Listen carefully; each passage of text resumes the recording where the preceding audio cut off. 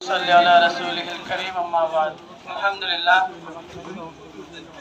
আল্লাহ রাব্বুল আলামিনের দরবারে অসংখ্য শুকরিয়া আদায় করছি যে মহান রব্বুল আলামিন আমাদেরকে সালাতুল জোহরের পরে আজকে আমাদের সামনে নির্বাচনকে কেন্দ্র করে নির্বাচনের আলোচনা সভা মত বিনিময় সভায় উলামায়ে কেরামের সামনে মুরব্বিয়ানে কেরামের সামনে আজকে আমরা একত্রিত হতে পারছি।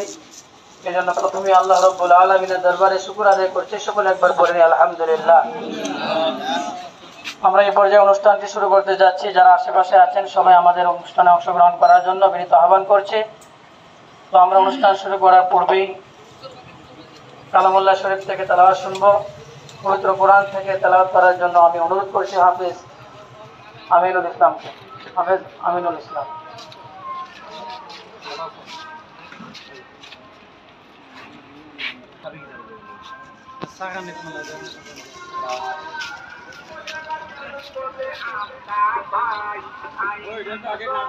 أعوذ بالله من الشيطان الرجيم. بسم الله الرحمن الرحيم. فاذكروني أذكركم واشكروا لي ولا تكفرون. يا أيها الذين آمنوا استعينوا بالصبر والصلاة إن الله مع الصابرين. ولا تقولوا لمن يقتل في سبيل الله أموات بل أحياء ولكن لا تشعرون. صدق الله العظيم. আলহামদুলিল্লাহ আমরা অনুষ্ঠানের শুরুতে পবিত্র কোরআন থেকে তেলাওয়াত শুনলাম। আমরা এ পর্যায়ে আমাদের এই সভার একজন সভাপতি প্রয়োজন, যেহেতু উলামায়ে কেরামের মজলিস। এই জন্য আমি প্রস্তাব করছি আমাদের মুরব্বী আলেমে দ্বীন, আমাদের মুরব্বী, আমি প্রস্তাব করছি আপনারা যদি ভালো মনে করে সমর্থন করবেন। মুফতি আব্দুল খালিক সাহেবকে আজকের এই সভা সভাপতি হলে কেমন হয়? আলহামদুলিল্লাহ। আজকের এই সভার সম্মানিত সভাপতিরা আসন গ্রহণ করছেন মুফতি আব্দুল খালিক সাহেব। আলহামদুলিল্লাহ। এবার আমরা আমাদের অনুষ্ঠানের মূল পর্বে চলে আসছি।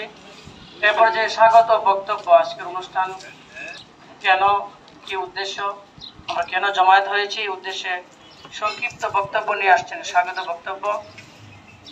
এবং অনুষ্ঠানের শুরুতে আসলে বক্তব্যের পূর্বে আমি যে বিষয়টি সামনে আনতে চাই সেটা হচ্ছে আমাদের একটা পরিচিতি পর্ব দরকার। আমরা এখানে যারা সামনে বসা আছি, স্টেজে বসা আছি, আমরা অনেককে চিনি, আবার অনেকে চিনি না। তো আমরা যদি পরিচয় পর্বটা সেরে ফেলি তাহলে আমাদের এই 2-4-5 মিনিট আমরা কে কোথা থেকে এসেছি, তার গ্রামের নাম, যেমন আমি বললাম যে আমার নাম অমুক, আমি অমুক এলাকা থেকে এসেছি, আমার গ্রাম অমুক, বা খেদমতের জায়গা ইচ্ছে করলে বলতে পারে সংক্ষিপ্তভাবে। তো ইনশাল্লাহ আমি প্রথমেই আমার থেকে শুরু করছি পরিচয় পর্ব। এভাবে একজনের পর একজন, প্রথমে ভিতরের পরে আমরা ডান দিক থেকে এভাবে ইনশাল্লাহ একজন আমরা ইনশাল্লাহ বলে নেব। আর যেহেতু সবাই মাইক ইউজ করতে পারবো না, এই জন্য একটু জুড়ে বলবো যাতে আমরা প্রত্যেকে পরিচয়টা পেতে পারি। আমি মোহাম্মদ রফিকুল ইসলাম, আমার বাড়ি টেকেরঘাট। আমি টেকেরঘাট মসজিদের সানি ইমাম পদে দায়িত্ব পালন করছি। আসসালামু আলাইকুম। আমার বাড়ি নাকমা, টেকেরঘাট